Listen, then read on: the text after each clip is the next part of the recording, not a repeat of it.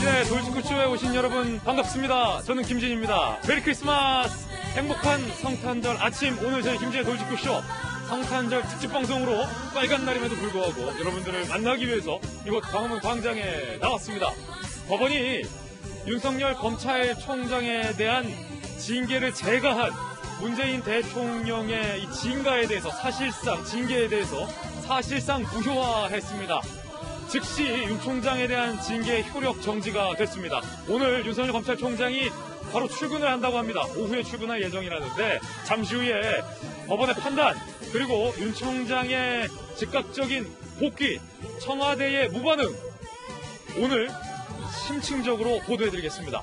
저는 비가 오나 눈이 오나 매일 아침 이곳에서 여러분을 기다리겠습니다. 김진의 돌직구쇼 지금 라이브로 시작합니다. 잠깐만요.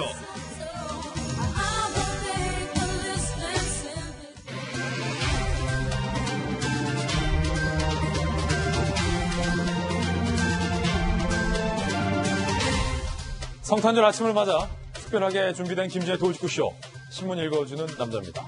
본격적인 신문 브리핑에 앞서서 뉴스 속보 몇 가지 전해드리겠습니다. 조금 전 정세균 총리가 코로나19 신규 확진자가 1241명이 발생했다며 역대 최고치의 숫자를 발표했습니다. 정부로서도 우려가 드는 대목입니다. 지금까지 1000명이 넘었던 적은 몇 번 있었지만 1141명은 역대 최다입니다. 어제 서울 동부구치소에서 대규모 확진자가 나왔다라고 총리는 발표했습니다. 방역수칙 위반 행위에는 엄정하게 대처하겠다라고 국무총리가 밝히기도 했습니다. 1241명. 이럴 때일수록 방역수칙을 잘 지키는 것, 그리고 하루빨리 우리 정부가 백신을 확보하는 일 중요해졌습니다. 자, 지금부터 본격적인 신문 읽어주는 남자 시작을 하겠습니다. 윤 총장에 대해서 법원이 또 한 번 손을 들어줬습니다. 문재인 대통령이 제거한 그 징계 부당하다는 겁니다. 동아일보입니다. 윤 복귀, 문재인 대통령의 징계 법원이 뒤집었다. 청와대로선, 문재인 대통령으로선 정치적인 큰 타격을 입게 된 셈입니다. 법원은 윤 총장이 신청한 정직 2개월 집행 정지를 받아들였습니다. 징계위 절차에 하자가 있다. 저희 돌직구쇼를 포함한 많은 언론들이 지적했던 부분에 대해서도 법원이 인정을 했습니다. 8일 만에 윤석열 검찰총장은 직무에 복귀하게 됩니다. 오늘 오후에 빨간 날인데 크리스마스인데 출근하겠다라고 밝혔습니다. 밀린 일을 하겠다라는 겁니다. 윤 총장은 법치를 지키려 최선을 다하겠다라고 밝혔습니다. 이로써 추미애 장관이 밀어붙였던 검찰총장의 징계는 법원에 의해서 무리한 징계가 된 셈입니다. 더 큰 사항은 이 무리한 징계를 제거한 대통령의 선택에 대해서도 비판이 제기되고 있다라는 겁니다. 흥미로운 점은 청와대는 이에 대해서 입장 밝힐 게 없다고 밝혔습니다. 이것 또한 청와대의 입장일 테지. 다음 신문입니다. 이번엔 한겨레 신문입니다. 문재인 대통령의 리더십 타격, 청와대 오늘 입장 발표 없다. 할 말이 없다는 건지, 말하고 싶은 기분이 아니라는 건지, 청와대는 오늘 입장 발표는 없다라고 밝혔습니다. 문재인 대통령 절차의 정당성, 공정성 강조하면서 대통령이 총장에 대한 징계를 제거했는데 법원에서는 그 징계 정당하지도 않고 공정하지도 않다라고 본 셈입니다. 법원의 결정으로 대통령의 원칙론이 크게 훼손됐다라고 한겨레 신문은 보도하고 있습니다. 한겨레 신문은 문재인 정부가 검찰 권력 통제에 실패했다. 개혁을 앞세운 윤석열과의 전쟁이라는 것도 퇴색됐다. 추 장관 후임 공수처 출범에 공들일 것이다 라고 분석하고 있습니다. 윤석열 검찰총장, 법원에 어제 결정이 나오자마자 입장을 냈습니다. 잠시 후 윤 총장의 입장도 보도하겠습니다. 그나저나 청와대는 왜 이에 대해서 발표할 입장이 없다라고 발표한 걸까요? 다음 신문입니다. 이번엔 중앙일보입니다. 정경심 씨에 대한 법정 구속과 징역 4년. 결정적인 순간은 바로 이 순간이었다. 중앙일보는 쓰고 있는데 정경심 교수, 조국 장관 측이 영상을 공개하면서 내 딸이요 라고 했었던 이 여학생이 남의 집 딸이었던 겁니다. 법원은 이 여학생은 조국 장관 부부의 딸이 아니다라고 봤습니다. 몇 가지 근거가 있었습니다. 특히 같은 서울대 법대 교수 출신의 한인섭 형사정책연구원장이 조민 양을 만난 기억이 없다라고 진술을 했었던 게 크게 작용했습니다. 한인섭이 불리할 진술을 할 이유가 없다라고 법원이 판단을 한 겁니다. 잠시 후에 뉘집 딸인지 왜 정경심 교수는 내 딸이라고 주장했던 거고 법원은 왜 이게 엄마가 주장하는 대로 그 엄마의 주장이 틀렸다라고 한 것인지 이야기해 보겠습니다. 다음 신문입니다. 이번엔 조선일보입니다. 당신들은 흰옷 입은 산타입니다. 오늘 코로나19 신규 확진자가 1241명이 발표됐는데 흰옷을 입고 성탄절에도 지쳐서 잠시 앉아서 휴식을 취하는 우리 의료진의 사진이 실렸습니다. 고군분투하는 우리 의료진들, 당신들이 흰옷을 입은 산타클로스입니다. 지금까지 신문 읽어주는 남자였습니다.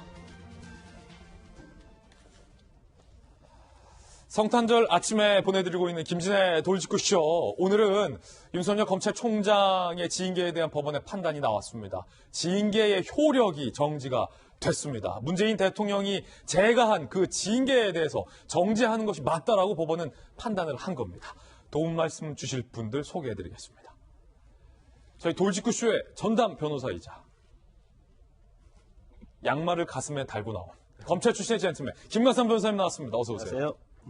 그리고 다시 돌아온 돌직구쇼의 명품 시그니처 산타클로스 모자를 가슴에 달고 나온 국민의힘의 비대위원 김병민 박사 나왔습니다. 저희 돌직구쇼의 좌장이자 서울시 정무 부시장을 역임한 돌직구의 산타 할아버지 김용주 전 의원님 모셨습니다. 전직 청와대 출입기자 출신의 베테랑, 오늘은 루돌프군요. 이재명 기자 모셨습니다. 모두 어서 오세요. 자, 거듭 메리 크리스마스. 오늘의 키워드 3가지 공개합니다. 첫 번째 키워드는 복귀. 윤 총장 즉시 복귀하게 됩니다. 두 번째는 침묵. 대통령은 침묵하고 있습니다. 왜 침묵할까요? 세 번째 키워드는 불발. 변창흠 장관 후보자 청문 보고서 결국 불발됐습니다. 오늘 정말로 중요한 뉴스들 풍성하게 준비했습니다. 오늘의 톱 뉴스는요, 윤 총장 징계를 정지시킨 법원의 어젯밤 판단입니다. 영상으로 만나보시죠.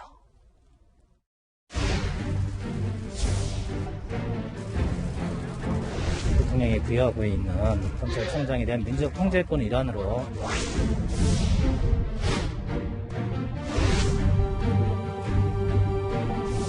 이 징계 절차 자체가 위법하고 징계 사유도 마찬가지로 실체가 없는 부당한 것이었다.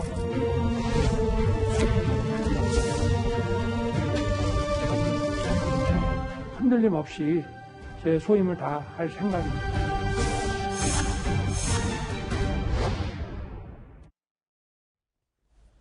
영상으로 만나보셨습니다. 톱뉴스 주제부터 공개하겠습니다. 톱뉴스 제목을 뭐로 다 할까 고민하다가 간단하게 나왔습니다. 윤석열이 이겼다는 겁니다. 윤석열 총장이 누구를 상대로 이겼다고 봐야 될까요? 어젯밤 늦은 시각 법원이 최종 결정을 내렸습니다.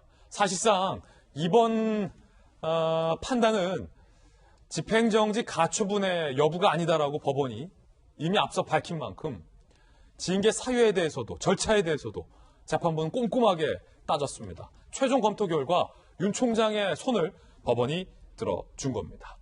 문재인 대통령의 징계 재가를 법원이 뒤집은 겁니다. 문의 징계 법원이 뒤집었다. 어젯밤 10시 윤 총장 정직 2개월 집행정지 신청을 인용 결정을 했습니다. 재판부가 이렇게 밝혔습니다. 법무부가 주장한 6가지 징계 사유 대부분 소명이 부족하거나 다툼의 여지가 있다. 윤 총장에게 회복하기 어려운 손해와 그 손해를 예방 위한 긴급한 조치의 필요성이 인정이 된다라고 법원이 밝혔습니다. 이로써 사실상 대통령이 제가한 징계는 무효화됐고요. 윤 총장은 내년 7월까지 임기를 꽉 채울 수 있게 됐습니다. 어젯밤 늦은 시각이었습니다. 일단은 김광삼 변호사님, 저희 돌직구쇼에 출연해서 이건 윤 총장이 이길 확률이 7, 80% 넘는다라고 말씀하셨는데 지금 예측 적중했어요. 어젯밤 늦은 시각 법원이 이렇게 밝혔습니다. 법무부가 주장한, 달리 말하면 대통령이 제거한 그 징계의 6가지 사유 대부분이 소명이 부족하거나 다툼의 여지가 있다. 윤 총장에게 회복하기 어려운 손해와 긴급 조치가 필요하다라며 대통령이 제거한 징계는 즉각 정지돼야 함이 옳다. 야, 이거 뭐 어떻게 봐야 됩니까? 저는 뭐 예상했던 결과라고 봐요. 그렇지만 어제가 크리스마스 이브였지 않습니까? 그런데 어제 저녁에 사실 이제 잠을 안 자고 어제 결과 나온다고 그래서 저는 이제 촉각을 곤두세우고 굉장히 인터넷을 많이 뒤져봤는데 사실 만에 하나 이제 윤 총장과 관련해서 우리 돌직구에서 마찬가지고요. 윤 총장 손을 들어줄 가능성이 크다. 이제 그 이유에 대해서는 뭐 계속 많은 얘기를 했잖아요. 징계 절차에 있어서 좀 문제가 있고 또 징계 사유가 또 불명확하다. 뭐 심지어 이제 허접하다 이제 그런 얘기까지 하지 않았습니까? 예. 근데 저도 방송에서 나와서 수없이 그 말을 반복해서 했는데 만에 하나라도 이제 저의 어떤 했던 말들이 이거 오히려 뒤집어져 가지고 그러면서 징계 2개월 정당하다 이렇게 나오면 사실 제가 잘못 온 거예요. 저는 만약에 정지 2개월 나왔으면 제가 이제는 나와서 오늘 사과했을 거예요. 저의 판단이 잘못됐다. 그리고 뭔가 내가 잘못 생각하고 있었는가 보다 이렇게 사과를 할 수도 있을 가능성이 있기 때문에 사실 어제는 굉장히 긴장을 했다 이렇게 볼 수 있는 거고요. 근데 결과적으로 저희가 이제까지 말했던 이야기와 똑같은 얘기를 판사의 결정을 내린 거예요. 그러니까 우리가 징계 사유 중에서 특히 그중에 정치적 중립성은 이건 말이 되지 않는다. 우리가 관심법이기까지 하지 않습니까? 예. 그러니까 정치적 중립성에 대해서도 아니 여론조사를 언론이 하는데 이걸 윤석열 총재 하지 마라 하라 이렇게 개입하는 거에 책임이 없다는 거예요. 그래서 그중에서 정치의 중립성은 아예 징계 사유에 해당이 되지 않는다고 못을 딱 박았어요. 그리고 이제 나머지 사유에 대해서는 제가 볼 땐 재판부가 이걸 강하게 징계 사유로서 문제가 있다 이렇게 말하기는 굉장히 어려운 측면이 있어서 대부분이 추가 심리 아니면 좀 더 소명 자료가 필요하다. 그래서 징계 사유의 문제점에 대해서 얘기를 하고 저희가 뒤에 얘기하겠습니다만은 어떻게 보면 행정 본안수는 제일 중요한 부분이라고 할 수가 있는데 기피 신청 과정. 우리가 계속 얘기했잖아요. 꼼수 기피를 한 거 아니냐. 그러면서 정족수를 채우려고 한 거 아니냐. 근데 정족수를 채우기 위해서 기피를 한 의결을 했는데 그거 자체가 사실은 위법의 소지가 있다고 명확히 판단했기 때문에 징계 절차가 그렇죠. 위법의 여지가 있다. 나머지 절차에 대해서는 뭐 대부분 그냥 위법의 소지가 있게 보기 어렵다 얘기했는데 기피 신청과 기피 의사 정족수, 의결 정족수에 있어서는 이건 문제가 있다라고 명확히 얘기를 했어요. 그러면 절차 위법이 있으면 징계 사유가 정당하다 하더라도 그건 무효가 되거든요, 법상. 그래서 이 부분이 굉장히 어떻게 보면 법무부의 가장 뼈아픈 부분이 될 수 있다 이렇게 봅니다. 그렇군요. 그렇다면 어제 법원의 판단과 관련해서 특히 징계 사유에 대해서 법원이 어떻게 판단했는지 하나씩 세부적으로 살펴보겠습니다. 방금 김광삼 변호사가 언급했던 그 부분, 징계 절차와 관련된 부분입니다. 법원의 결정을 보니 윤 총장에 대한 징계 절차가 위법하다. 재판부, 제적위원 7명 중 과반이 안 되는 위원 3명이 참여해서 윤 총장 측이 제기한 기피 여부를 투표했다. 이건 무효다. 아니, 정족수, 과반은 채워야 되지 않느냐. 정족수도 갖추지 못해서 절차적으로 하자가 있다. 하자가 있다. 이렇게 표현을 했습니다. 사실 저희 돌직구쇼에서 이 징계위의 절차적 하자를 가장 많이 강조했던 사람이 이재명 기자인데 법원이 결국엔 윤 총장 측이 제기했던 기피 신청에 대해서 기각을 하는 과정에 이건 문제가 있다. 야, 이거는 좀 하자적이다. 라고 판단한 거군요. 그렇습니다. 마지막 판결문을 보면 어떤 내용이 포함되어 있냐면, 그러니까 징계 사유에 대해서 일단 심리를 했고 거기에 대해서 판단을 합니다.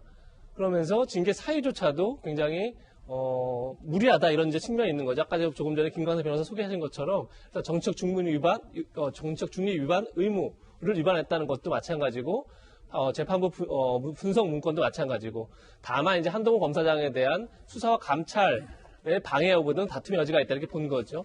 그러면서 딱 어떻게 표현하면 거기에 절차적 문제까지 더하면 윤 총장이 본안 소송에서 승소할 가능성도 있다. 이렇게 판단합니다. 아, 그런 말까지 했습니까? 예, 거기에는 문구가 이렇게 들어가 있는데 그 얘기 무슨 얘기냐면 지금 이 사유도 굉장히 문제가 있지만 일단 징계를 추진하는 과정 속에서 절차 문제가 없어야 되는데 사실 그거는 문재인 대통령도 절차적 정당성과 공정성을 여러 차례 강조한 부분이죠. 문제가 없어야 되는데 문제는 징계위원을 서로 기피하는 과정에서 돌아가면서 사실 기피 신청된 거를 서로가 이제 기각해주면서 징계위원 참여하게 만든 건데 중요했던 건 5명 중에 2명이 기각사에 올라왔을 때 4명이 최소한 참여를 해서 기피를 각하해야 되는데 3명만이 참여했다. 이건 절차적 문제가 있다. 무효다. 이렇게 표현을 합니다. 따라서 결국은 윤 총장이 지금까지 주장했던 위법 부당한 절차 그리고 거기에 실체 없는 사유 두 가지를 모두 이제 법원이 받아들인 거죠. 아니, 여권 일각에서는 윤 총장 측의 어떤 기피 신청이나 징계적 절차에 대한 어떤 문제 제기에 대해서 왜 윤 총장이 그 지엽적인 것, 별로 중요하지도 않은 것 같고 이렇게 시간을 질질 끌느냐라는 반발 여론도 있었는데 재판부는 그게 아니다. 이거 굉장히 중요한 거다. 이렇게 본 거군요. 그렇게 봐야겠죠. 그러니까 사실 기피 신청 굉장히 여러 번 했었죠. 거기에 대해서 이제 징계위원회 차원에서는 굉장히 징계위 자체를 무력화하려는 거 아니냐 이렇게 이제 반박을 했었는데 법원은 기피 신청을 처리하는 절차상에 문제가 있고 그렇게 되면 징계위 기피를 각하한 건 무효다 봤기 때문에 만약에 그렇게 되면 기피 신청한 것에서 각하 신청에 무효면 그 이후의 징계 상황 자체가 다 무효가 되는 거죠. 특히나 심재철 국장 같은 경우는 징계위원으로 있다가 윤 총장 측의 기피 신청을 기각하고 곧바로 나는 징계위원 안 할랍니다 했다가 또 다시 증인으로 채택되는 뭐 일련의 일들이 있었잖아요. 그 부분과 관련돼서 재판부가 그렇게 하면 안 된다.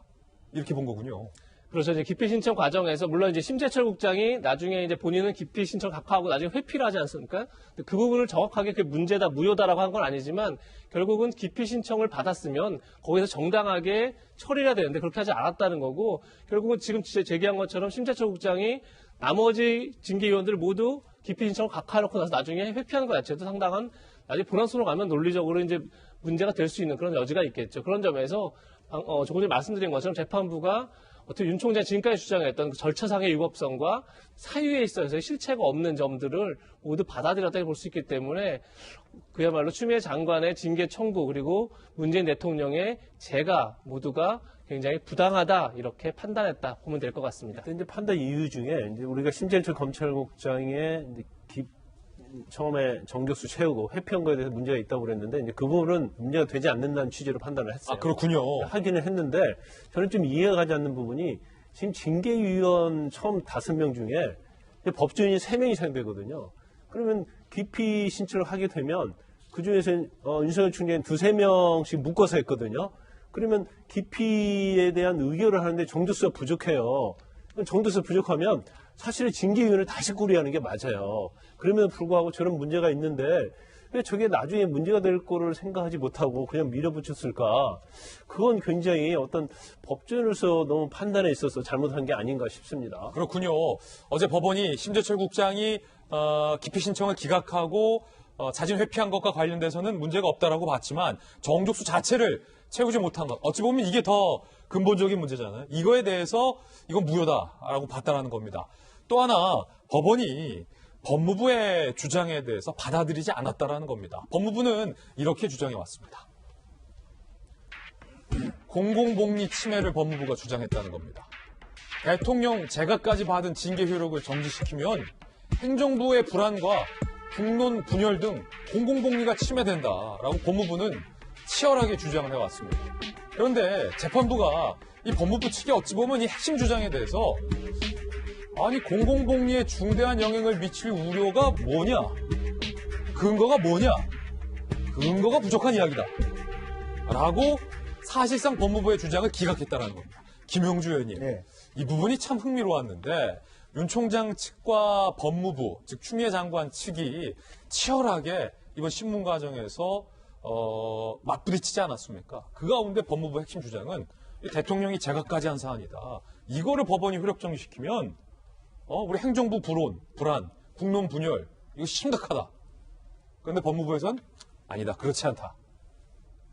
법원에선. 네, 그렇습니다. 이제 기본적으로 공공복리라고 하는 사실 어려운 용어죠. 예. 공공복리가 뭔지 잘 모르겠습니다만은 어쨌든 거기에서 두 측의 쟁점이 있었죠. 말하자면 윤석열 총장 측에서는 만약 내가 2개월 동안 직무에서 배제되면 이 결과가 나타나는 것이 말하면 법치주의의 훼손이다라고 얘기했고, 실제로 보면 법무부 측에서는 실제적으로 보면 이제 윤석열 총장이 있음으로 인해서 더 나아가서는 행정권의 분열, 권위의 추락, 말하자면 판사 문건 재판의 어떤 지체 이런 것들을 얘기했었거든요. 그런데 결론적으로는 그런 어떤 법무부 측 예석 그 주장보다는 법치주의 훼손이라고 하는, 결론적으로는 그렇게 무게를 실어준 것으로 이해할 수밖에 없어요. 양측 주장이 그렇게 대립되기 때문에. 이제 그런 면에서 한편으로 보면 더 나아가서 본다라면 법무부가 대응하는 어떤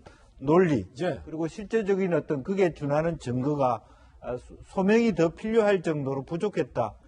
이렇기 때문에 실제로 윤석열 총장한테 손을 들어줬고, 그렇군요. 그 뒤에 나오는 여러 가지 부분에 대해서도 가령 이건 판사 문건 사찰했던 내용이 어디에 쓰이느냐 하는 것조차도 사실은 소설 쓰고 있네, 이렇게 말하자면 재판부가 보고 있다, 그렇게 봐야 될 것 같습니다. 김영주 의원님의 어떤 개인적인 해석인데 특히 이 부분과 관련돼서 좀 추가적으로 질문 드리겠습니다. 법무부의 주장을 보면 첫 표현에 대통령의 재가까지 받은 이라는 표현이 등장을 합니다. 자, 요게 이런 주장을 하는 법무부도 부담스러웠을 테고, 추측하자면 이런 주장을 받아들인 재판부에서도 어떤 일정 정도의 부담을 가질 것이고, 또 이 발언을 듣는 윤 총장 측에게서도 대통령의 재가까지 받은 이라는 문장이 모두가 다 좀 부담이 될 것 같아요. 그런데 재판부가 대통령의 재가까지 받은 징계 효력을 결과적으로 정지시킨 거잖아요. 그러면 법무부 입장에서는 대통령까지 언급하면서 주장해 왔는데 이게 지금 재판부로부터 부정을 당했기 때문에 상당히 좀 타격이 있지 않습니까? 아마 이제 법무부와 여권의 입장이 대다수가 저런 부분이에요. 대통령의 재가를 받은 부분이 있기 때문에 판결에 있어서도 이런 것들이 상당한 어떤 영향을 미칠 것이다, 유리한 결과를 낳을 수 있다라고 생각했습니다만은, 어쨌든 이번 재판의, 그러니까 심판의 핵심은 어쨌든 그 검찰총장은 법적으로 2년이라고 하는 기간이 정해진 사람이라는 그 주장과, 다른 한편으로 그렇다 하더라도 검찰총장이라 하더라도 법에 위배되었을 때는 제척돼야 된다, 말은 징계하는 것이 맞다, 이제 그런 두 주장이 맞선 거 아니겠습니까? 이제 그런 부분에 있어서 법원은 원칙적으로 대통령의 재가라고 하는 것 자체가 사실은 그것이 강조됐을 때는 삼권 분립에 위배된다는 그런 입장이었던 것 같고요. 또 실제로 그런 부분에 대통령이 재가한 것에 대한 부담, 그런 부분을 강조하는 것이 상당히 약점이 될 수도 있다, 그렇게 보여집니다. 그렇군요. 지금까지 추미애 법무부 장관과 여권의 의원들, 그리고 그 징계위까지 모두 다 윤 총장의 국감 등에서의 발언을 정치적 중립 의무를 위반했다라고 주장을 해왔습니다. 이번 징계 사유 중에 큰 징계 사유이기도 했습니다. 그런데 법원이 어제 판단을 내리면서 윤 총장의 이 같은 발언 등이 정치적 중립 의무를 위반했다라는 여권의 이 주장에 대해서 그건 추측에 불과하다라고 판단을 했습니다. 사람 추측 갖고 막 그렇게 징계하면 안 돼, 이런 말과 다름없다라는 해설도 오늘 조간신문 등에는 나오고 있는데요. 법원의 판단대로라면 대한민국 정부가 대한민국 검찰총장을 단순히 추측 가지고 징계했다라는 얘기가 됩니다. 더 나아가 대한민국의 대통령이 비단 추측 갖고 징계한 그 징계를 재가했다라는 얘기도 되는 셈입니다. 재판부의 설명에 따르면요. 정치적 중립 의심은 추측에 불과하다, 징계 사유로 인정이 안 된다, 퇴임 후 봉사하겠다라는 발언을 부적절하다라고 단정할 수 없다, 대선 주자 여론조사 역시 그게 어떻게 윤 총장 책임이냐 라고 얘기를 했습니다. 김병미 비대위원님, 사실은 얼마나 많은 시간을 지금 추미애 법무부 장관을 비롯해서 여권의 의원들 나서서 대통령, 윤석열 검찰총장이 마치 정치적인 야욕이 있다, 혹은 정치적 중립 의무를 위반했기 때문에 상당히 부적절하다라고 공세를 가해왔습니까? 이에 대한 법원의 판단은 매우 확고하군요. 그 다 추측이다. 이게 법도 기본 상식에 기인하지 않겠습니까? 저는 추미애 장관이 기자회견을 자청하면서 윤석열 총장 감찰 결과 발표했을 때 가장 어안이 벙벙했던 한 가지 이유가 바로 이 정치적 중립 의무 위반이었습니다. 여기에 대해서 누가 뭐든지 간에 저렇게 윤석열 총장에게 정치적 중립 의무 위반이라고 징계를 내리게 되면 과연 이로부터 자유로울 사람이 얼마나 될까라는 생각이 들기가 어려웠는데 역시나 마찬가지로 이번 가처분 신청을 다투는 이 집행정지 신청에서는 본안에 준할 정도로 여러 가지 내용들, 절차적 문제라든지 많은 내용들을 다뤘습니다만은 핵심적인 내용으로 이 정치적 중립을 위반했다라고 징계하는 것 받아들이기 어렵다라고 명확하게 결정을 내리게 된 거죠. 그리고 여권 일각에서 주장하고 있는 이런 내용들도 있습니다. 이런 발언들도 문제인데 윤석열 총장이 자기 정치를 하기 위해서 사실 별 죄가 되지 않는 조국 전 장관을 비롯한 여권의 핵심적인 사람들 수사를 계속해서 이뤄갔다. 그리고 조국 전 장관에 관련된 수사는 대통령의 인사권에 반하는 행동이기 때문에 문제가 된다. 이런 주장들을 수탁해왔는데 이 집행정지 결정이 내려지기 바로 전날 무슨 일이 있었습니까? 바로 그 문제의 핵심 발단이 됐던 조국 장관의 부인 정경심 교수에 대해서 명확하게 유죄 판단을 내렸거든요. 이런 내용들을 보면 여권 일각이 주장하고 있었던 윤석열 총장이 자신의 정치적 목적을 달성하기 위해서 없는 죄를 똘똘 말아서 수사했다? 이렇게 볼 수 없다고 법원이 판단한 것이거든요. 예. 그러니까 지금 있는 발언이라든지 여론조사의 문제라든지 이런 모든 내용들을 추가해서 윤 총장이 했던 수사의 일련의 상황들을 보더라도 윤석열 총장이 개인적인 정치적 야욕을 갖고 이 문제를 일으켰다 보기는 어려운 측면이 있어 보이고요. 결국은 이 대통령 재가라는 부분까지 해서 추미애 장관 혼자 끝낼 수 있는 일을 3전 3패라고 얘기하면서 마지막 단 한 장의 필승 카드 이거 대통령 재가까지 한 거니까 그리고 딱 단 2개월 정직한 거니 이 정도면 법원이 받아들여지겠지라고 마지막 승부수를 던진 모양인데 그 승부수가 결국 대통령에게 부담이 전가된 상황에서 이 문제를 어떻게 정치적으로 피해갈 도리가 없지 않는가 생각합니다. 예. 아니 김병민 박사님 예. 야당의 지도부시잖아요. 예. 재판부에 따르면 결국 대한민국 법무부 장관과 정부 그리고 청와대까지 근거 없는 추측 갖고 사람을 징계했다. 그 사람이 검찰총장이다. 라는 말이 되는 셈이잖아요. 예. 이 부분에 대해서는 어떻게 보세요? 우리 지난 기간 최동욱 전 검찰총장 찍어내기 논란 등에 대해서 민주당이 했던 행동들을 그대로 한번 고스란히 돌이켜봤으면 좋겠습니다. 그리고 검찰총장의 임기가 법으로 2년으로 규정이 돼 있는데 그 2년으로 규정돼 있는 임기를 차치하고 결국 감찰, 징계 등을 통해서 총장을 찍어내리 한 것 아니냐라고 하는 부분들이 이번 법원의 판결로 훨씬 더 명확해졌습니다. 그리고 그것이 단순히 추미애 장관의 법무부 혼자 행동한 것이 아니라 대통령의 재가까지 있었던 상황이니만큼 이쯤 되면 오늘 내일 중으로 저는 문재인 대통령이 직접적인 입장 표명 그리고 대국민 사과가 전제돼야 된다 생각하고요. 이 대한민국에 있어서 두 번 다시 정치적으로 무언가 검찰총장의 자리를 흔들려고 하는 시도가 없어야 된다고 하는 이 분명히 중차대한 문제에 대해서 문재인 정부의 입장 표명이 신속하게 이루어져야 된다고 생각합니다. 또 하나의 징계 사유 중에 하나가 야당의 견해였고요. 또 하나의 징계 사유 중에 하나가 이 재판부와 관련된 문건이었습니다. 이에 대해서 어제 법원은 어떤 판단을 내렸을까요? 함께 보시죠. 매우 부적절하다. 재판부가 이렇게 봤습니다. 판사 문건 작성은 매우 부적절하다. 이건 향후 윤석열 검찰총장과 대한민국 검찰로서도 뼈아프게 받아들여야 할 부분이라고 생각합니다.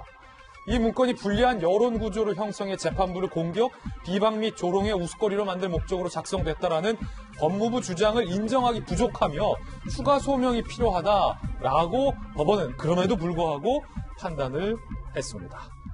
오늘 법원의 이 판단과 관련해서 주요 조간신문들은 일제히 사설을 쓰고 있습니다. 주요 신문들의 사설 내용은 과연 어떨지 저희들이 준비했습니다. 자, 먼저 동아일보 사설. 무리한 윤징계 철회하고 사과하라. 무리한 징계 청구를 주도한 추미애 법무부 장관을 즉각 해임하고. 동아일보 사설이에요. 부당한 징계 과정에 연루된 법무부와 대검 간부들을 문책해야 한다. 그런 만큼 문 대통령은 윤 총장에 대한 징계를 즉시 철회하고 부당한 징계를 강행하면서 벌어진 일련의 법치 훼손과 혼란에 대해 국민 앞에 책임 있는 설명과 사과를 해야 한다. 동아일보는 추 장관의 해임과 대통령의 사과를 사설에서 요구하고 있습니다. 자, 이번엔 경향신문 사설을 준비했습니다. 문 대통령의 레임덕으로도 이어질 엄중한 상황이다. 레임덕을 얘기했어요. 윤 총장에 대한 무리한 징계가 부른 참사. 궁극적 책임은 문재인 대통령. 추 장관을 당장 경질해야 한다. 그리고 이번 사태에 대한 입장을 직접 시민들에게 진솔하게 밝히고 추윤 정국 속에 형해화된 검찰개혁의 원칙과 대의를 바로 세워야 한다. 자, 이번에 한국일보. 법으로 임기가 보장된 현직 검찰총장을 내치려던 무리한 시도가 빚은 정치적 참사. 개혁 대상은 윤 총장이 아니라 법을 무시하는 추 장관이라는 비판이 더 설득적. 근본적으로 추윤 대립에 침묵하며 추 장관의 강공을 용인한 문 대통령의 책임이다. 이번엔 조선일보 사설. 법원의 복귀 결정은 대통령에 대한 심판이다. 윤 총장 징계 사유는 완전 억지 엉터리. 절차는 불법을 넘어 공작. 아무리 시간이 흐른다 해도 이 사건들만은 반드시 규명돼 책임자를 처벌해야 한다. 주요 조간신문들의 사설 내용 골고루 설명을 해드렸습니다. 이 사설들의 내용의 공통점 중에 하나는 이에 대한 정치적인 책임은 결국 문재인 대통령에 있다는 것. 그리고 이 징계를 추진해왔던 추미애 장관에 대한 징계와 해임이 있어야 한다는 것. 그리고 이 같은 징계를 제거한 문재인 대통령이 국민 앞에 사과 설명이 있어야 한다는 내용들이 공통적으로 포함이 되어 있습니다. 그래서 저희들이 준비한 두 번째 이슈로 이어집니다.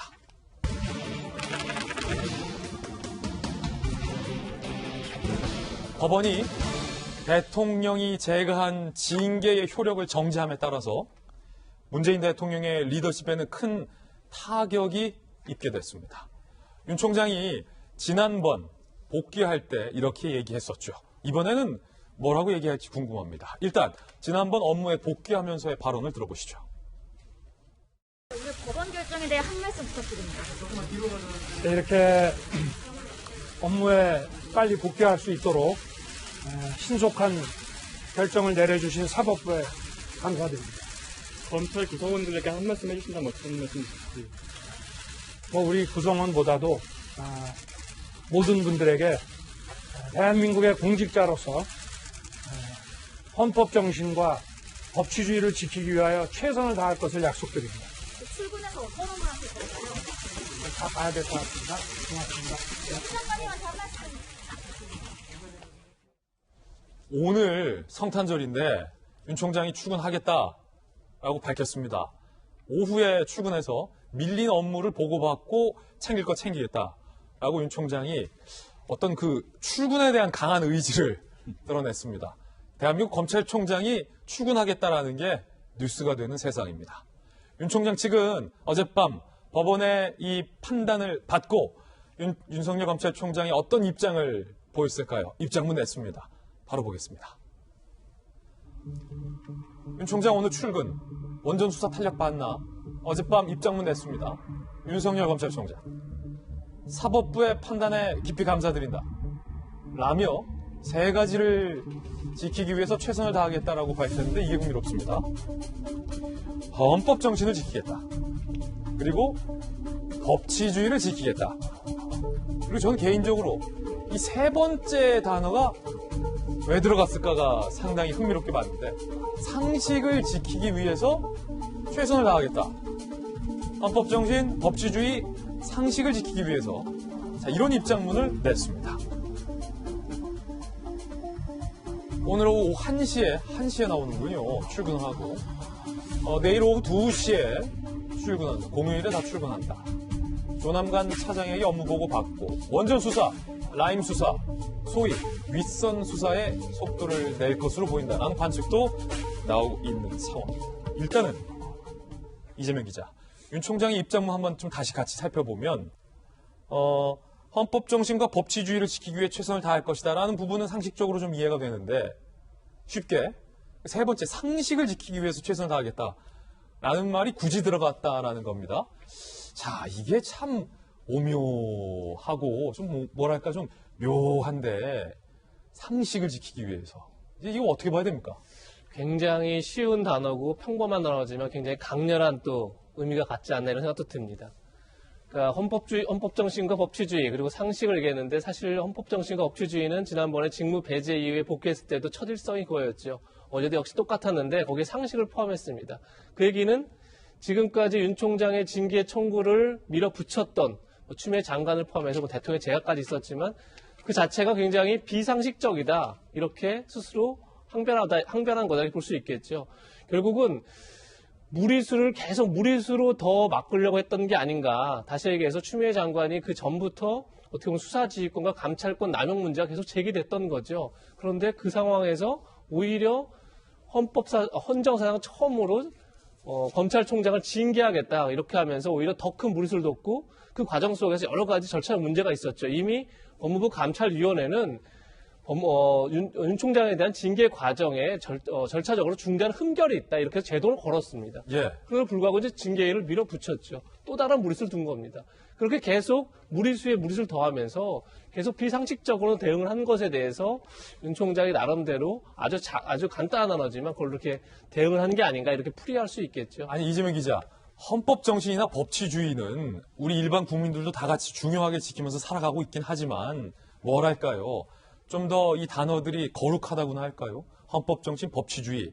검찰총장 입에서 나올 법한 단어가 같은데 상식을 지키기 위해서 검찰총장이 최선을 다하겠다라는 말은 굉장히 좀 이례적으로 그렇기 때문에 더욱더 들리잖아요. 상식은 일반적인 개개인 국민들이 다 지키면서 살아가는 건데 이거를 이 윤 총장의 입장문을 아마 추미애 법무부 장관도 받아봤을 텐데 지금쯤이면 어떤 기분이 들까요?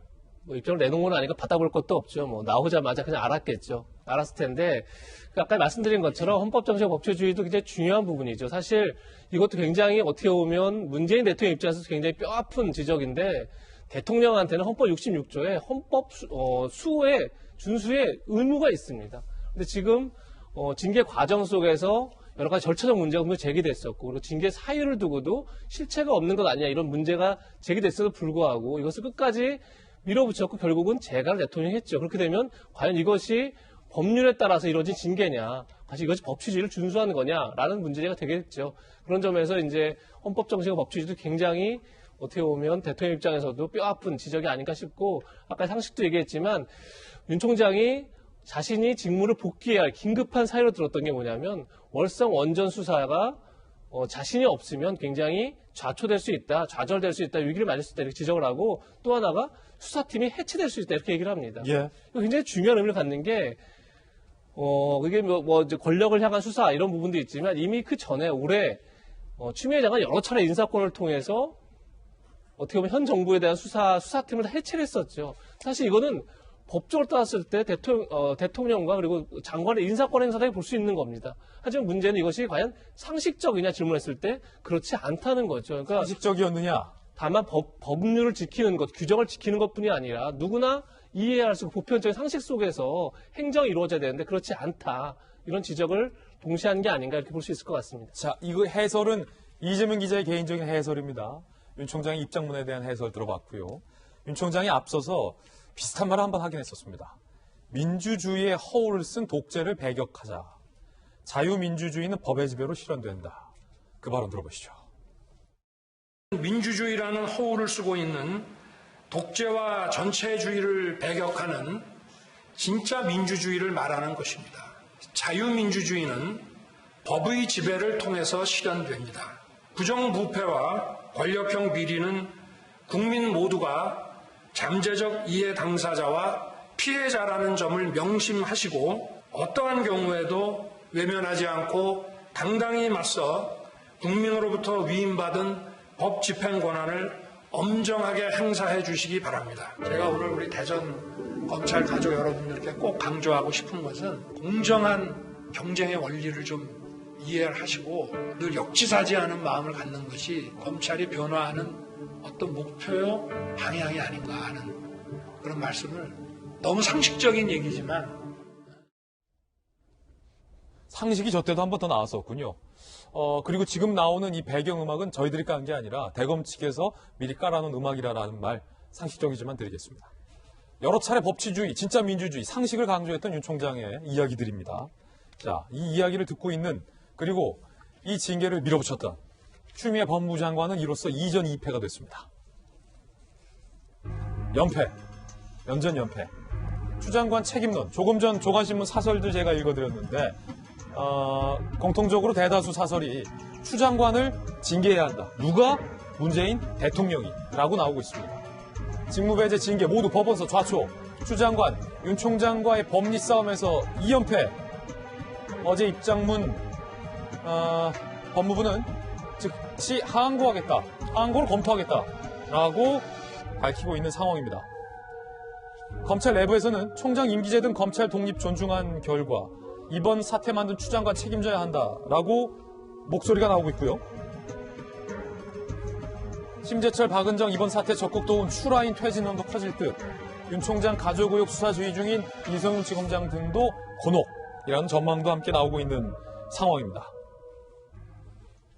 법원의 판단에 따르면 추 장관이 그때 윤 총장의 징계를 선포하며 총장의 직무에서 배제하면서 했던 이 발언들이 모두 다 사실과는 먼 거리가 있는 이야기다라는 얘기도 될 것 같습니다. 들어보시죠. 검찰총장의 심각하고 중대한 비위 혐의를 다수 확인하였습니다. 정치적 중립에 관한 검찰총장으로서의 위엄과 신망이 심각히 손상된 사실을 확인하였습니다. 보고받고 이루 말할 수 없는 충격을 받았습니다. 검사징계법이 정한 원칙과 절차에 따라 엄정하게 징계 절차를 밟도록 하겠습니다. 김관삼 변호사님, 지금 추미애 장관 이전 2패, 누가 이기고 누가 지고의 문제는 전혀 중요하지 않습니다.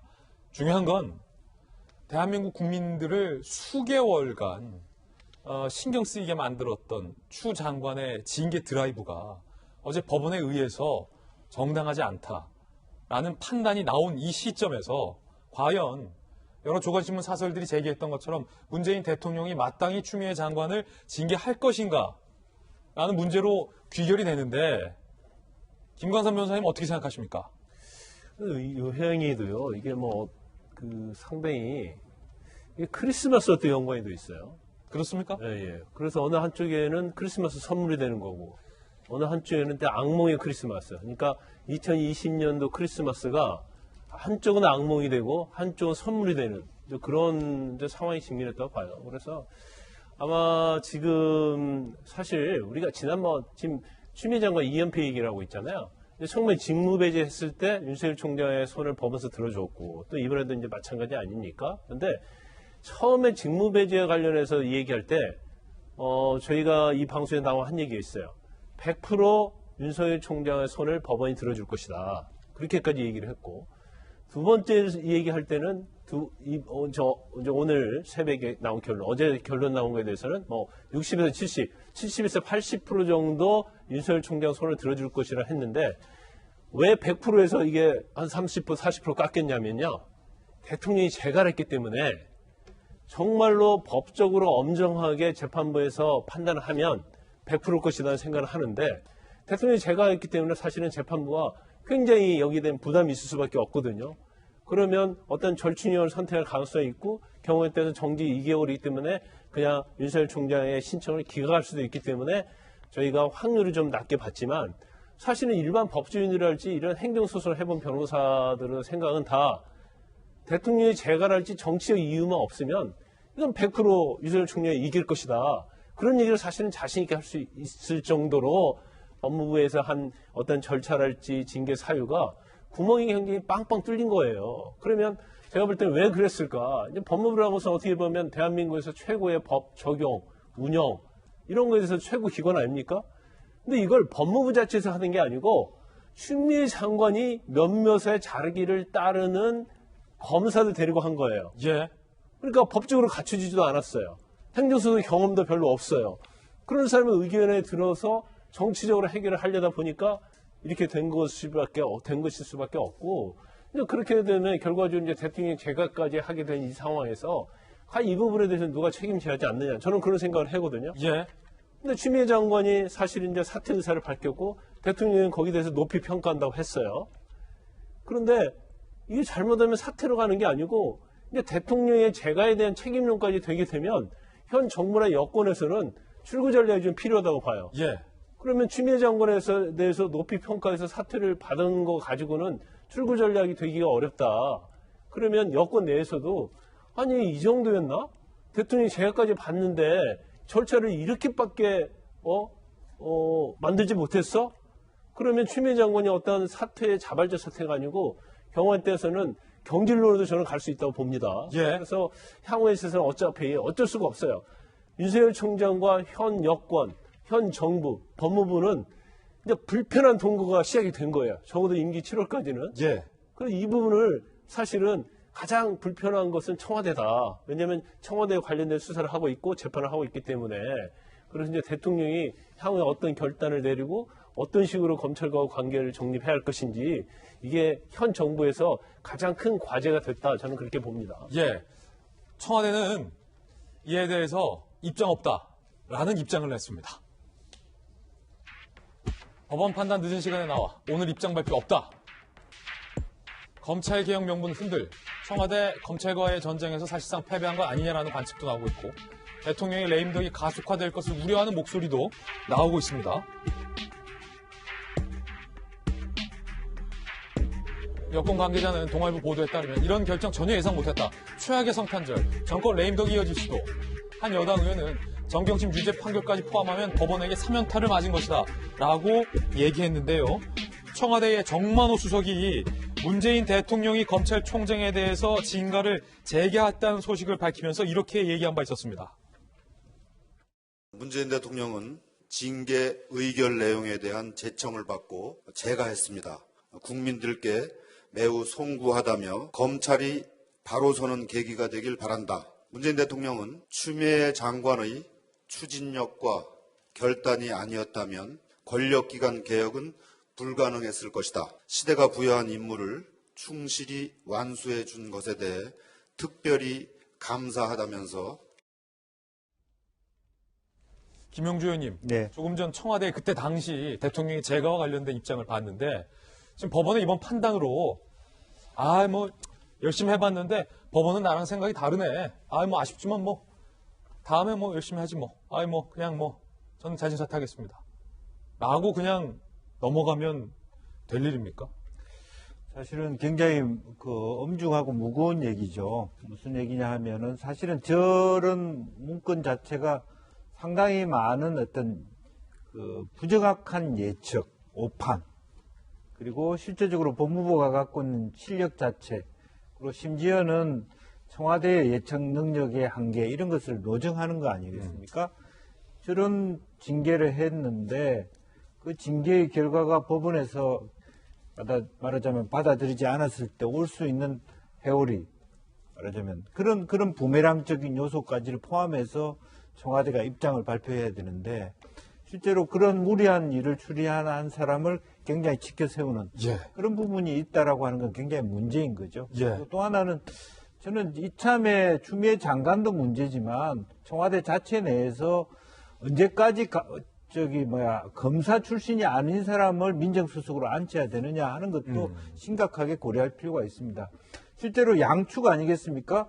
민정수석이 있고 법무부 장관이 있다면 법무부 장관이 무리한 판단을 했을 때 브레이크를 걸 수 있는 시스템이 전혀 작동이 안 됐다는 것일 수도 있거든요. 그래서 물론 김종욱 민정수석이 잘했다 잘못한 문제는 아니지만 업무 범위상에서는 이 문제는 상당히 민정수석의 역할과 연관되어 있는 부분이거든요. 이제 그런 부분을 좋은 뜻으로 우리는 검찰에 관여하지 않는다는 뜻으로 민정수석을 감사원 출신으로 행시 출신으로 했습니다만은 그것이 갖고 있는 한계가 이번에 여실히 드러났다고 보면 다시 한번 이 시그널을 정확하게 읽을 필요가 있다 그렇게 생각이 듭니다. 대통령이 재가한 윤석열 검찰총장에 대한 징계에 대해서 법원이 효력을 정지시켰는데 청와대는 입장이 없다라고 밝혔습니다. 대신 오늘 청와대는 문재인 대통령의 이런 입장을 소개했습니다. 윤 총장 징계와 관련된 법원 판단에 대해서 침묵하는 청와대가 마음으로 만나는 성탄절입니다 라며 대통령의 메시지를 소개했습니다. 배려의 마음을 나눠주신 국민들 덕분 올 한 해 어려움 속에서도 우리는 희망을 간직할 수 있었습니다. 소중한 분들이 우리 곁을 떠났고 아직 병상에 계신 분들이 많습니다.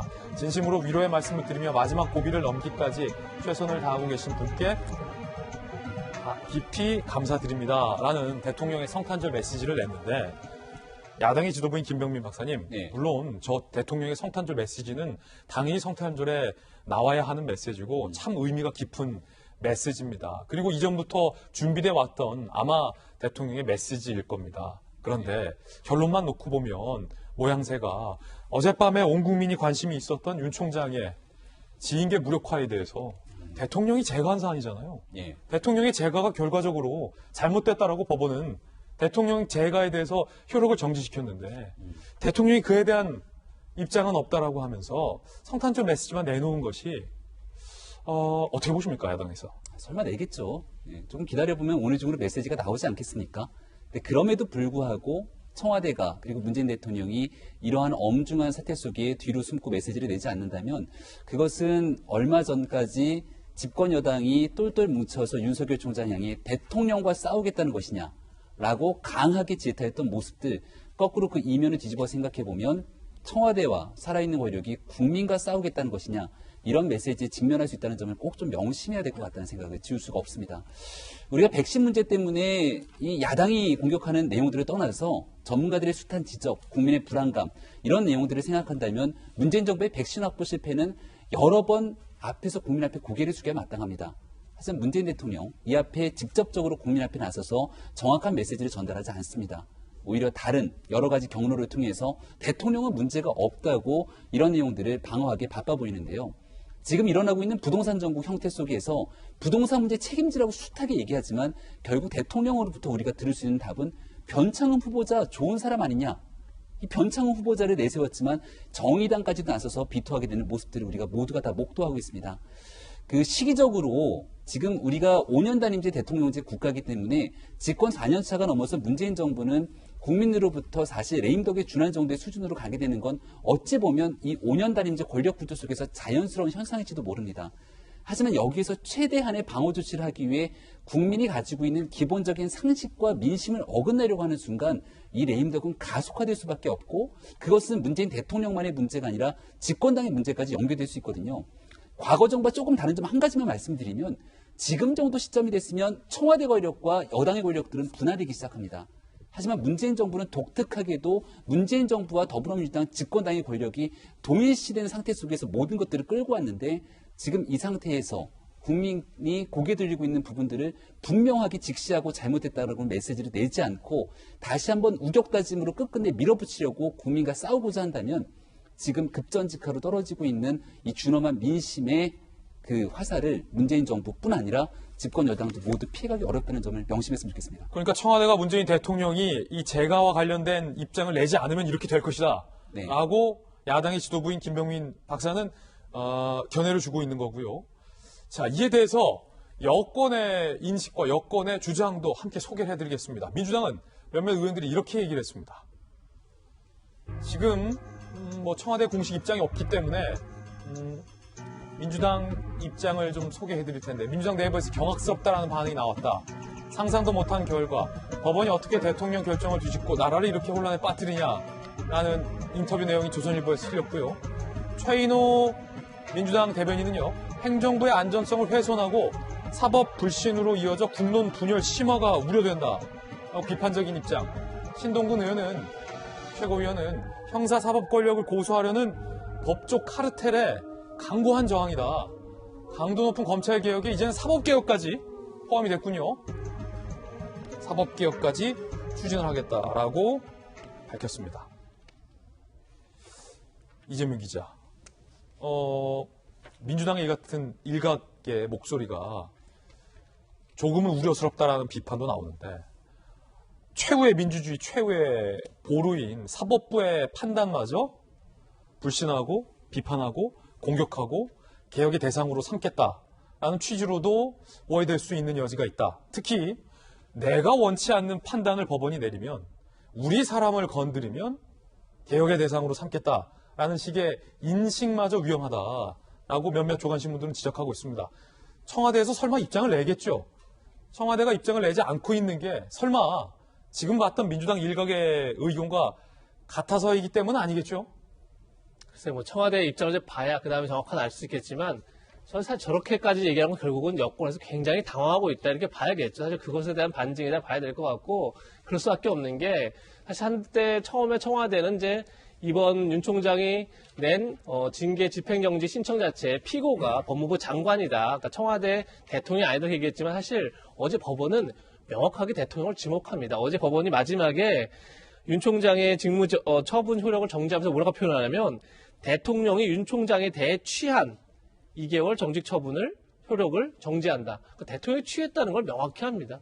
다시 대통령의 재가에 대해서 잘못됐다 이렇게 법원이 판단한 거기 때문에 여권 입장에서 굉장히 지금 뭐 당황할 수밖에 없고 따라서 대통령도 사실 초창기에 그러니까 징계 2개월을 재가하면서 청와대 입장은 이거였죠. 자신에겐 재량권이 없다 이렇게 표현했지만 사실상 뭐 법원이 이렇게 판단했기 때문에 본인의 재가에 대해서 이제는 해명해야 될 그런 단계에 왔고 그런 점에서 이제 여당도 이렇게까지 강하게 반발하는 건데 글쎄요, 행정부의 안정성을 해친 건 결국은 절차적 공정성을 무시하고 절차적 과정의 정당성을 무시하고 결국은 폭주했기 때문이다 이렇게 볼 수밖에 없기 때문에 오히려 사법 불신을 좀 만들고 있는 건 여권이 아닌가 이런 비판도 나오지 않을까 싶습니다. 예. 재판부의 판단, 정경심 교수에 대해서 유죄를 확정하면서 법정 구속했는데 정경심 교수 측이 내 딸이요라고 영상 속에 있는 여학생을 지목했는데 재판부에서는 남의 집 딸이다 라고 봤습니다. 함께 보시죠. 쌤이나 영상 조민 아니다. 법원 확신 근거. 지금 이 장면에서 보시면 서울대 인턴 확인서 허위 발급 혐의와 관련돼서 정경심 교수 측이 이 영상 속에 저 동그라미 안에 있는 여학생을 지목하면서 옆모습을 보면 딸이 분명 엄마가 내 딸이다 분명하다라고 하니까 그런가 보다 했는데 그 옆에 남학생은 장혁 교수 아들이라고 주장했어요. 그런데 검찰은 사실이 아니라고 주장했습니다. 재판부는 영상 속 여학생은 조민이 아니다라고 봤습니다. 엄마가 내 딸이요 했는데 그게 거짓말이다라고 재판부가 본 겁니다. 근거 1. 조민 같은 반 친구 2명이 세미나에서 조민 못 봤다. 국가수가 조민일 가능성 배제 못하지만 영상이 흐리다. 한인섭 공인인권법센터장이 조민을 세미나에서 만나거나 소개받은 적 없고 스터디 지시도 안 했다. 라고 얘기를 했기 때문이라는 겁니다.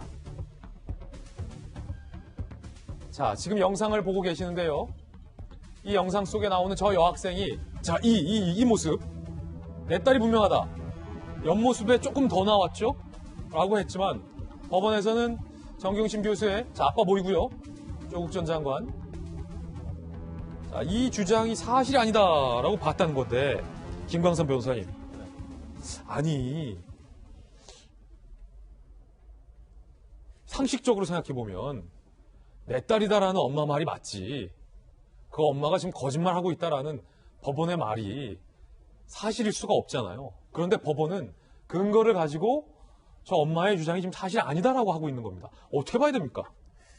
그런데 저 보면 이제 영상이 있잖아요. 예. CCTV가 있기 때문에 저 영상 보면 조민인가 아닌가를 분명히 알 수 있을 것 같아요. 그럼요. 근데 국가수에서는 뭐 흐려서 동일 인물 평가 불가 이렇게 얘기했는데 아까 전 나온 거 보니까 얼굴이 굉장히 환하게 보이더라고요. 그러면 조민 씨의 얼굴을 뭐 직접 안 봤기 때문에 맞는지 안 맞는지 모르겠어요. 그럼에도 불구하고 계속 조민 씨는 어떻게 주장을 했냐면요. 이게 이 재판부의 이게 판결에서 이게 완전 거짓말이라는 취지로 재판부에 얘기를 했어요. 그러니까 저곳에 가게 된 이유가 2009년도에 4월에 그 공인권법센터 홈페이지에 보니까 이 세미나에 관련해서 안내문이 있다는 거예요.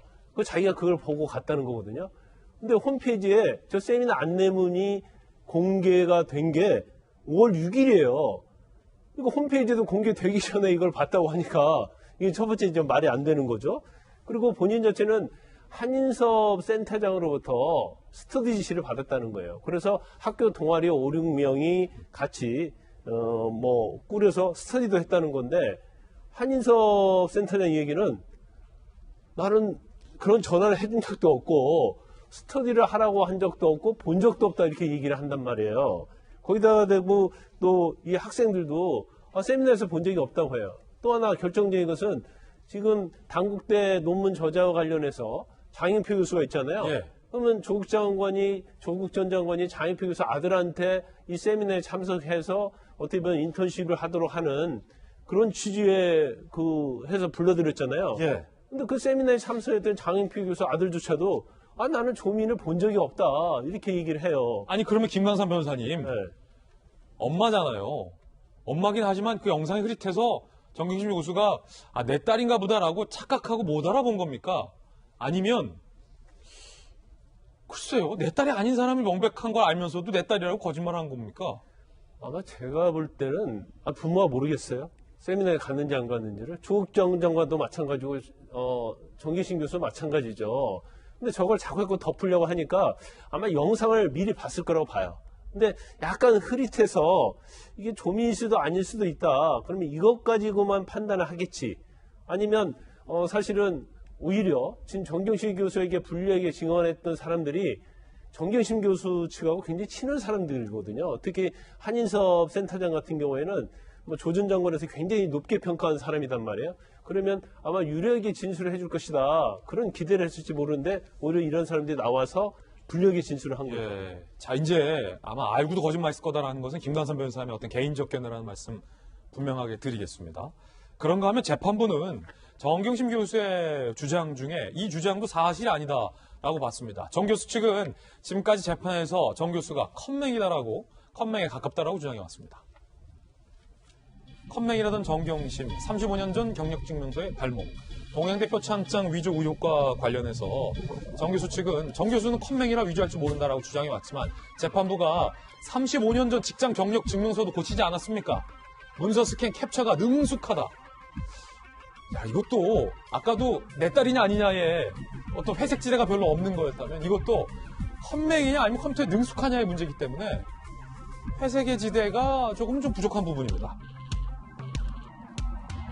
동양대 강사 휴게실 PC 속에 경력증명서, 정 교수 과거 경력증명서 2개가 발견됐는데 원본은 1985년부터 3년 5개월 근무돼 있었던 건데 이걸 정경심 교수가 8년 2개월로 근무한 것처럼 수정을 했다. 하단에 직인까지 이미지 파일로 옮겨 붙였다. 라고 재판부가 봤다는 건데 김용주 의원님, 네. 표창장 위조 과정과 상당히 흡사하다. 총장의 직인을 이렇게 딱 잘라서 내가 타이핑한 거에 갖다 이렇게 오려 붙이는 어떤 이런 능숙함, 그리고 원본에 3년 5개월 재직했다는 거를 8년 2개월로 티나지 않게 이게 수정하는 능숙함, 이게 마치 동양대 표창장을 위조하는 그 과정과 닮아 있다라고 재판부가 본 것 같고, 아까 내 딸이냐 아니냐의 논란과 마찬가지로 컴맹이냐 아니면 굉장히 컴퓨터에 능숙하냐, 이건 중간지대가 없는 거잖아요. 네. 어떻게 된 겁니까 이건? 그러니까 경력증명서라는 파일이 하나 있었는데 또 공교롭게도 새 파일이라는 파일이 나왔어요.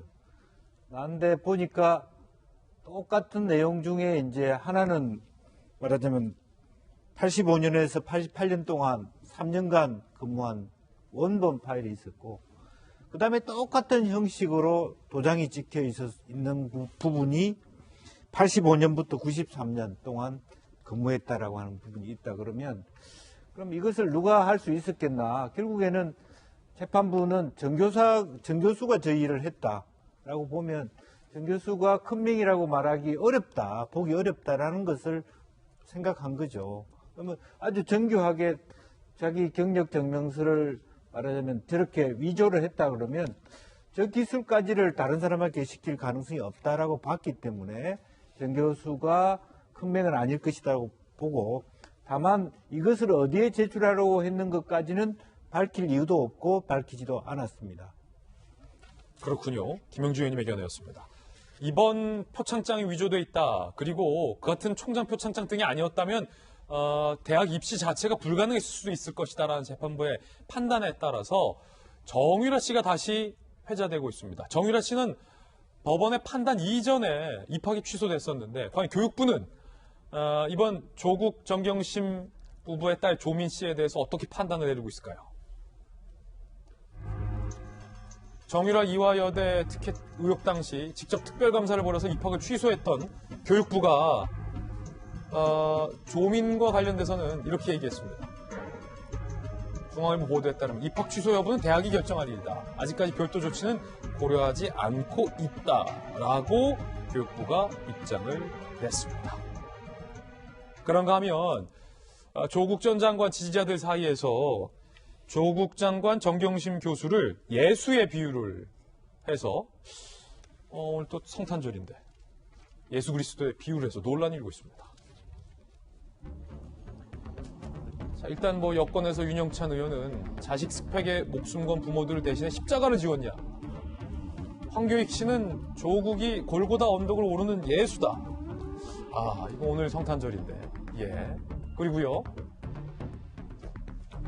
그러자 김근식 교수는 잔인할 정도로 뻔뻔, 정신 차려라. 진중권 교수는 단체로 실성했다. 광기는 대체 언제까지 이어질 것인가? 라는 이야기도 오고 갔습니다. 이번엔 저희가 준비한 다음 이슈입니다. 함께 보시죠. 시동 걸려 있었다. 윤석열 총장을 징계했던 징계위원이었던 이용구 법무부 차관의 택시기사 폭행 사건. 저희 채널A가 그 택시기사를 단독으로 만나서 인터뷰했습니다. 택시기사는 최초 진술에서 번복을 했는데 저희가 만나서 인터뷰를 했는데 이용구 차관의 그 같은 행동이 있었을 당시에 분명하게 시동이 걸려 있었다라고 얘기를 했습니다. 장하연 기자가 단독으로 취재했습니다. 이용구 법무부 차관이 서울 도곡동 아파트에서 택시에 탄 건 지난달 6일 밤 11시 18분쯤. 택시는 양재역과 강남역을 지나 목적지인 서초동 아파트로 향했습니다. 운행 시간은 15분. 택시기사가 손님 내리셔야죠 라고 말하자 이 차관은 너 누구야라며 오른손으로 기사의 멱살을 잡습니다. 놀란 택시기사가 이러다 큰일 납니다. 다 찍힙니다 라고 말하자 이 차관은 그제서야 잡았던 멱살을 풀었다고 기억했습니다. 경찰은 택시가 멈춰서 운행 중이 아니었다고 판단했지만 택시기사의 설명은 달랐습니다. 택시기사는 경찰관이 올 때까지 시동과 미터기가 켜져 있었고 이 차관도 뒷자리에 그대로 앉아 있었다고 말했습니다. 이 차관은 5분 뒤 경찰관이 도착하고 나서야 차에서 내렸고 미터기도 그때 껐다는 게 택시기사의 주장입니다. 또 택시기사는 현장에서 경찰 조사를 받은 뒤 곧바로 다른 승객을 태웠고 이 승객은 멱살이 잡혀 빨갛게 변한 택시기사의 목 부위를 찍어 건네주기도 했습니다. 하지만 서초경찰서는 택시가 목적지에 정차한 뒤 폭행이 일어났다며 특정범죄 가중처벌법을 적용하지 않았습니다. 택시기사는 합의 당시만 해도 특가법상 운행 중 폭행은 가중처벌된다는 사실을 몰랐습니다. 운전전 특혜가 뭐 이런 건 CCTV 가릴 필요 없이 법에게 처벌을 해야 된다. 합의를 했더라도 죄가 없어지는 건 아니라고 말했습니다. 운전자가 이거를 뭐 합의를 갖다고 해야 한다? 뭐 죄가 좀 가벼워질 수 있겠지. 근데 죄가 없어지는 건 아니에요. 어떤 죄를 적용할지는 경찰이 결정할 몫이라는 겁니다. 채널A 뉴스 장하연입니다. 저희들이 해당 택시 기사분을 단독으로 인터뷰함에 따라서 사안은 보다 더 명확해졌다라는 세간의 평가가 나오고 있습니다. 김광삼 변호사님, 특가법 적용 여부와 관련해서 경찰이 봐준 건 아니냐와 관련된 의혹이 거세게 일고 있는데 지금 사실은 뭐 시동이 걸려 있었다라는 택시기사의 인터뷰, 저희 채널A의 단독 인터뷰가 아니더라도 설사 시동을 끄고 정차했을지라도 특가법 적용 대상이 맞다라는 게 법의 개정 취지였잖아요. 그런데도 불구하고 유독 이례적으로 이용구 차관은 그 특가법 적용이 되지 않아서 내사 종결된 것과 관련돼서 경찰이 봐준 건 아니냐라는 의혹인데, 자, 이제 공은 경찰에게 돌아가게 됐습니다. 김관삼 변호사님, 경찰은 아직까지도 특가법 적용할지 말지에 대해서 뭐 다른 판례가 있다라고 애매한 설명만 남겨두고 있잖아요. 그런데 오늘 저희 채널A가 보도했잖아요. 시동 걸려 있었다고. 시동이 끄고 안 끄고를 떠나서 뭐 하차할 때 멱살을 잡았으면요, 이건 전형적인 이제 특가법 위반이에요. 그래서 그 부분에 대해서 이제 경찰이 왜 그렇게 처리를 했는지 그건 사실 좀 의문이 되는 측면이 많이 있고요. 근데 저 사건은 경찰이 하면 안 될 것 같아요. 왜냐하면 저 사건을 당시에 특가법 적용되지 않는다고 폭행이 된다고 판단을 했는데 경찰 자체도 저걸 뒤집기가 힘들잖아요. 어떻게 보면 본인들이 이제 모순된 판단을 할 가능성이 크기 때문에 지금 중앙지검에 고발이 됐기 때문에 이 부분은 중앙지검에서 원점에서 다시 검토를 해서 수사를 해야 할 걸로 보이고, 저는 이제 개인적으로 볼 때는 중앙지검에서 제대로 수사를 하면 저 택시 기사 운전사의 어떤 말 그대로가 인정이 되면 기소돼서 재판을 받을 가능성이 크고. 이건 무조건 특가법입니까? 그렇죠. 저는 뭐 개인적으로 볼 때는 무조건 특가법이다 이렇게 생각을 합니다. 이용구 법무부 차관이 이 폭행 사건 이후 택시기사에게 이렇게 문자를 보냈다라고 해당 택시기사가 저희에게 증언했습니다. 11월 8일이죠. 술 취한 사람 잘 데려줘서 고맙다. 실수했는데 해코지 안 한 게 고맙고 죄송하다. 라고 합의의 문자 메시지가 왔었다라는 겁니다.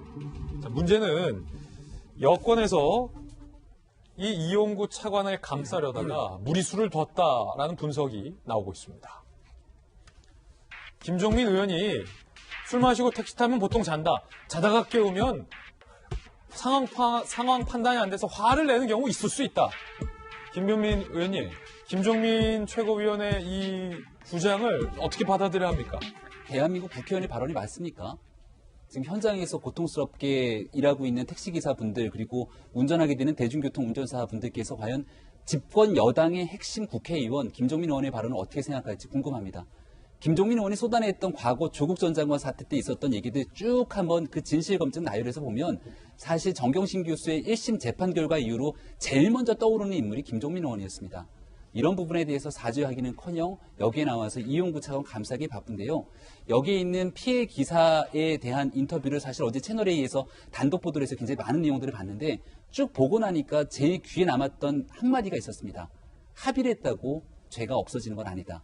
그리고 두 번 다시 이런 택시 기사라든지 운전기사에 대한 폭행 등 여러 가지 사회적 무리를 빚는 일이 제발 없었으면 좋겠다고 얘기하는 그 말씀에 대해서 도대체 책임 있는 정치인으로서 어떤 생각을 하는 건지 반문하지 않을 수가 없습니다.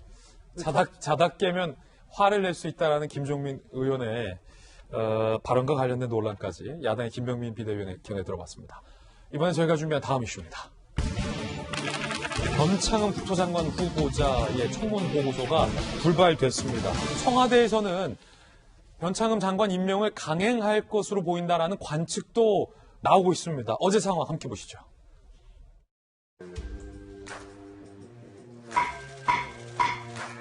후보자에게 제기되었던 여러 가지 의혹들은 상당 부분 사실이 아닌 것으로 확인되고, 아까 여러분이 말씀하셨는데 의혹이 상당히 해소됐다. 지나가는 소각 의혹입니다. 적반하장입니다. 의혹이 확연하게 드러났고. 변창흠 후보자 제가 보기에 어저께 진정한 사과가 있었다고 생각합니다. 후보자는 SH 사장 당시 막말과 관련해 8번 사과를 하면서도 결론적으로는 억울하다는 의미이시겠습니다. 지명될 때부터 청문회 순간까지도 낙마시켜야 되겠다라는 언론과 그다음에 야당과 전체적으로 의기투합했다라는 느낌을 지울 수가 없었습니다. 그러면 그런 근거 없는 이야기를 함부로 하시면 안 돼요!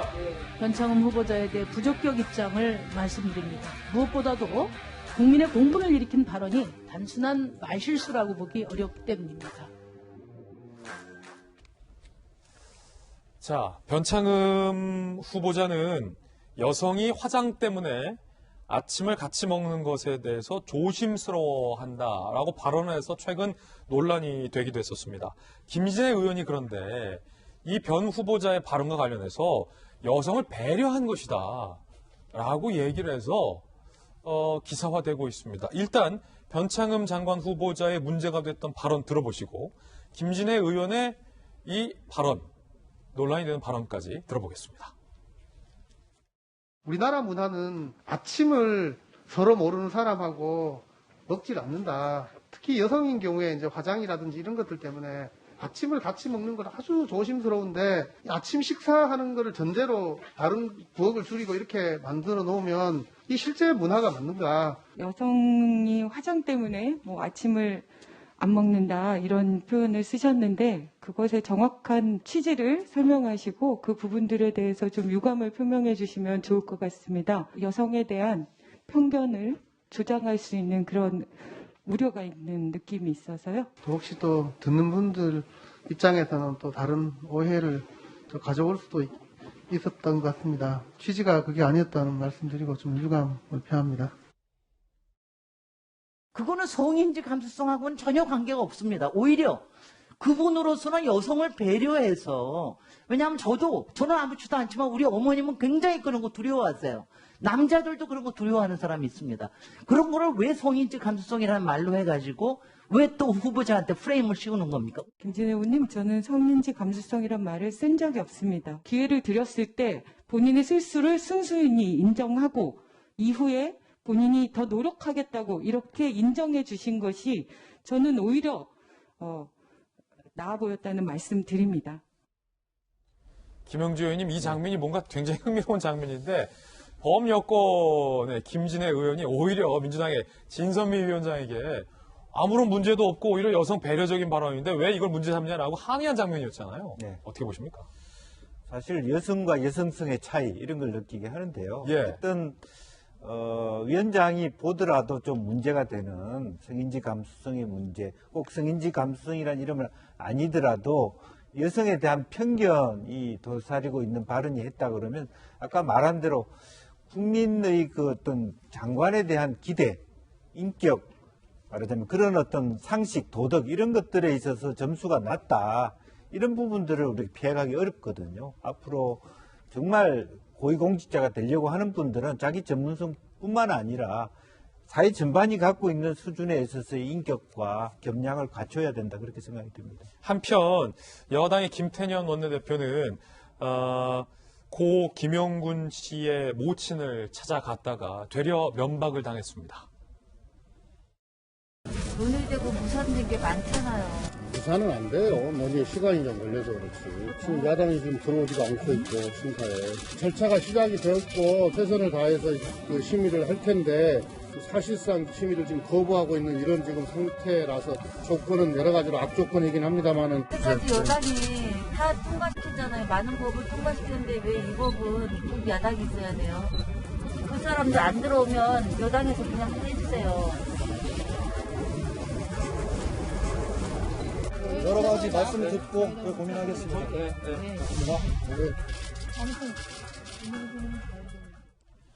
중대재해법과 관련돼서 여러 논란이 있는 것은 사실이지만 그 논란은 좀 차치하고 이재명 기자, 김용균 씨의 모친이 김태년 원내대표에게 사실상의 돌직구를 날린 셈이죠.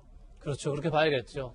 사실 뭐 김태년 원내대표도 특별히 할 말이 없을 정도로 지금까지 공수처법 개정안이라든지 아니면 뭐 대북전단 살포 금지법이라든지 이런 것들을 야당의 반대에도 불구하고 야당의 필리버스트레스도 불구하고 여당이 그냥 단독으로 숫자적으로 밀어붙였었는데 왜 중대재해법은 야당 핑계를 대느냐 이런 얘기를 하는 거죠. 지금 김태현 원내대표도 야당이 반대해서 지금 힘들다 뭐 이런 식으로 얘기했기 때문에 결국 본인들이 원하는 법들, 반드시 필요한 법들은 본인들의 입맛에 맞춰서 숫자적으로 밀어붙일 수 있고 또 그렇지 않고 사실 이게 중대재해법 자체가 굉장히 쟁점 법안인 거죠. 왜냐하면 기업들이 너무 처벌 수위가 강하다. 이렇기 때문에 이럴 경우에는 사실 이렇게 중대산업재해에 대해서 반드시 이렇게 필요하지만 그럼에도 불구하고 너무 처벌수가 높다는 건 좀 문제가 있다 이런 이제 논란이 있는 건데 그거에 대해서 얘기하는 게 아니라 우리 야당 핑계를 댄 것 자체가 솔직하지 못했다. 거기에 대해서 오히려 돌직구를 날렸다 이렇게 봐야겠죠. 그런가 하면 변창흠 장관 후보자는 구역을 찾아서 묵념을 했습니다. 개 때문에 별일 아닌 것이 개 실수로 시정을 흔들고 있다라고 발언했었는데 자, 김병 박사님 시간이 없어서 짧게 부탁드립니다. 이 묵념하는 것 어떻게 보십니까? 이런 것들이 결국은 보여주기 식으로 변창흠 후보자가 그동안 내뱉었던 말에 대해서 충분하게 진정성 있는 모습을 보일 수 있을까? 이렇게 생각하지 않는 분들이 훨씬 많을 거라고 봅니다. 지금 변창흠 후보자에 대한 부분들은 이 문재인 정부에 두고두고 이 부동산 문제에 대해서 충분하게 국민들께 다가설 수 있는 정책을 피더라도 사실상 공감대를 형성할 수 없는 여지들이 많기 때문에 변창흠 후보자 저런 식으로 행동하기 전에 문재인 정부에서 알아서 변창흠 후보자 지명 처리하는 것이 온당하다고 생각합니다. 야당의 견해였습니다. 네, 오늘 성탄절 아침을 맞아서 특별하게 보내드렸던 김진애 돌직구쇼. 저희가 준비한 소식 모두 다 전해드렸습니다. 성탄절에도 라방 2사 말로는 계속됩니다. 오늘의 주제는 법원에 뒤집힌 문재인 대통령의 결정이라는 주제로 본방에서 미처 못한 이야기 오늘 라방 2사 말로에서 특별하게 성탄절 특집으로 보내드리겠습니다. 2사 말로 라방에도 지금 많이 접속해 주시기 바라겠습니다. 저희들은 다음 주 월요일 아침 9시 15분에 더욱더 풍성한 소식 들고 인사드리겠습니다. 오늘 하루는 분명 어제보다 나을 겁니다. 좋은 하루 되십시오. 고맙습니다.